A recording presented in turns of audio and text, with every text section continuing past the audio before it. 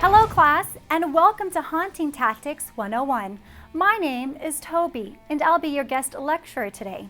Professor Dang has graciously invited me to inhabit her body so I can share my real-world experience with you guys. Now, you may recognize me from the massively successful Paranormal Activity film series, but don't be alarmed. I'm not here to torment anyone. I just like to share the wealth of knowledge I've built up over the years so that you too can scare the ever-loving piss out of unsuspecting young suburban families. First, a little bit of background on what drives me to haunt. I'm a demon. You know, immortal, feeds off negative energy, the pure distillation of evil, etc. As we learned in Paranormal Activity 3, I was summoned by a witch's coven that brainwashes young women into having sons who are then traded to me in exchange for wealth. The babies were pouring in and everything was going along great until a particular witch promised me her firstborn son and then went on to have all daughters. Go figure! But no big deal. Immortals can afford to be patient. I waited generations for one of her descendants to have a boy. Finally, I got fed up. What's the demon got to do to get a little respect around here? Wreak some supernatural havoc, that's what. Of course, every situation is unique, but the main key to a successful PA, as we call it in the biz, is to focus on making your chosen victims as miserable as you possibly can. To get you started, I'm going to run through a few general guidelines that I found helpful in the past. Here's rule number 1. Awake now? Good.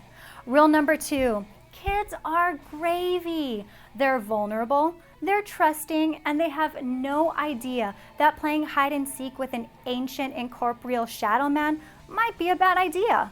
That's why if a family has kids, I go to them first. Manipulating a kid is a piece of cake, and it's an easy way to rattle the parents who are inexplicably attached to their spawn. Children also make the best vessels to inhabit, since, you know, they're just creepy as shit. Rule number 3. Start small and work your way up. Good haunting is like good foreplay. It starts off slow and builds to a climax. You know, what's more satisfying than breaking this dude in half? Breaking this dude in half after subjecting him and his loved ones to weeks of gradually escalating fear and emotional trauma. So don't skip the little stuff. Go bump in the night, hide the car keys in a perplexing location, slam a door or two, then we can talk about dropping some chandeliers on people. Just remember, more tension equals more terror. Rule number 4, lots of staring. There is nothing people find more unsettling than a really long, unblinking stare. I recommend at least 2 hours a night, either in demon form or while possessing a human. What you stare at is entirely up to you, but my favorite subjects are electronics, houses, people I'd like to kill, and actually nothing in particular, especially the third one. Rule number 5, mix it up. If you want to keep your victims in a constant state of crippling anxiety, they can never know when, where, or how you will strike next. Haunting primarily in the home and at night is fine, but making occasional daytime and outside appearances will ensure that you are feared at all times. Varying the MO and frequency of the attacks is equally important. Using your telekinetic powers to levitate my duvet loses most of its shock value if I already know you're going to do it every Wednesday at 3:24 a.m.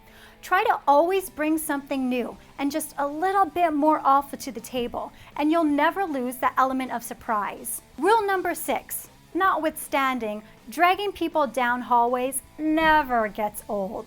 Rule number 7, plant some clues. Try leaving personal information around the house in the form of cryptic messages or symbols. Why? Because engagement is all about active participation. Googling demonic symbols makes your victims feel like they're solving the puzzle. It lifts their spirits, which is good news for you. They'll have that much farther to fall when you remove every shred of hope. Rule number 8, don't be camera shy.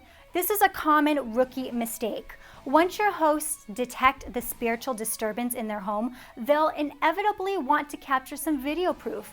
Your first instinct may be to destroy the footage or confine your haunting to 99% of the house that's not directly in front of the camera. After all, you don't want to risk exposure, right? Wrong! Concrete evidence of your supernatural presence is one of the most important elements of haunting.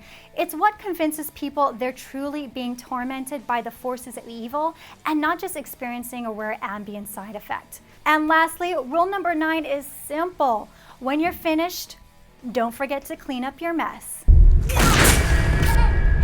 Well, it looks like we're out of time. If you have any questions, feel free to contact me through email or telekinesis. It's been a pleasure, and thanks again to Professor Asia Dang for being such a generous host with her earthly vessel. Class dismissed.